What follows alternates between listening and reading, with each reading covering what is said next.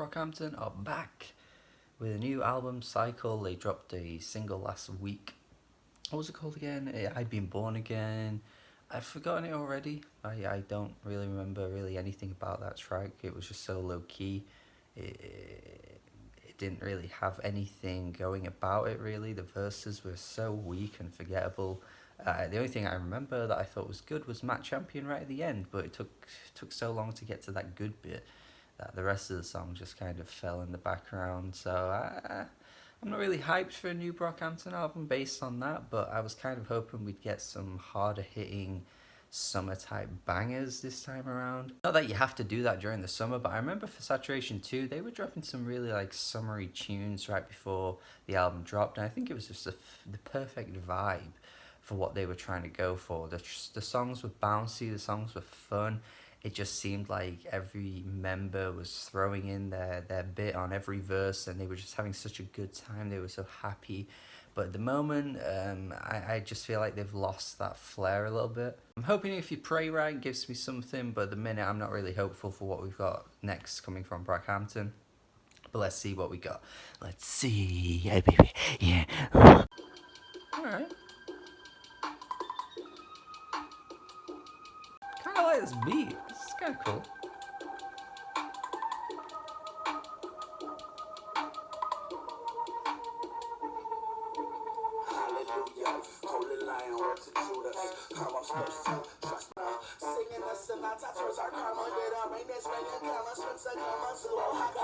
It kind of works.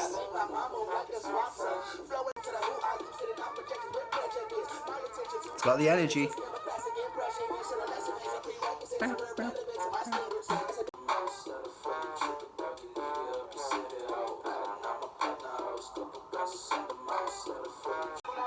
No, wow, this bit though is a bit.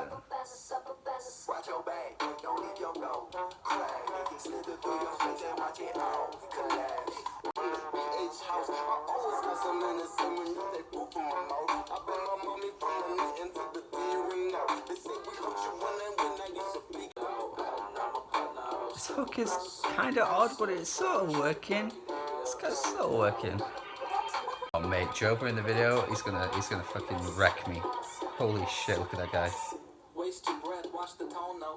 Take it to the witness, shit will come again. Next time I take my belt off. Spank you the back kid, backseat, not me, got beef, finally, body. This is kind of worked so far. I'm on board. I think. Ooh. Where did this come from? It's like that one random bit at the end of that Billie Eilish song Bad Guy where it just comes through and you're just like, what? He's singing!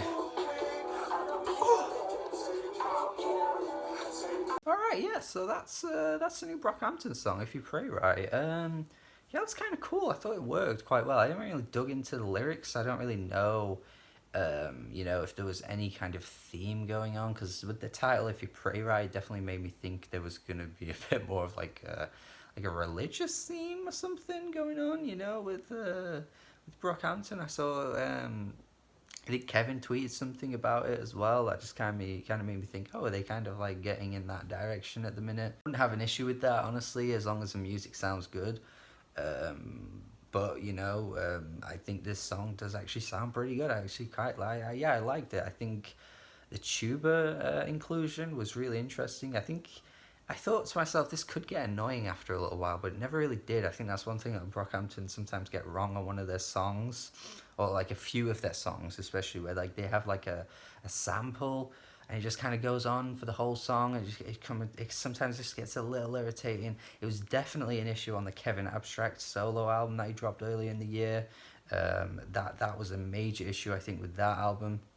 But on this song, I think it kind of worked because each member brought something completely different to their verses. Not really different for them, though. That's something I think they need to work on. Like, Dom is always the highlight of every Brockhampton verse, and it's just been that way for so long. And you get someone like Joba coming through, and he's just kind of being a bit weird, and he's not really, adding much to his verse, unfortunately. Kevin's just doing the hook once again. Mad Champions just doing that, the vocal manipulated little bit. That was just kind of whatever. But like, yeah, overall, I think it's a solid track. I think one thing over the minute with Brockhampton is that with each song that they put out, even with the Iridescence era, like I just don't know what to expect, and I didn't expect this either. So I think that's something I'm liking about them still, even after 2 years of them oversaturating the market with so much music. They are still kind of giving me that, well, what they're going to do next, and I really appreciate that. Definitely more hopeful for Ginger, I think it's called. So yeah, this was a good track. I think it's pretty decent. Let me know your thoughts if you like it as much as I did, or if you like it more than me. If you thought it was weak, let me know. I'm interested these days, because they always seem to be getting a mixed response. But like the core fans always seem to be happy with what they give. So I think the core fans will like this. But let me know anyway. Thank you. Goodbye. Subscribe if you haven't already. That'd be great. Thank you. Goodbye.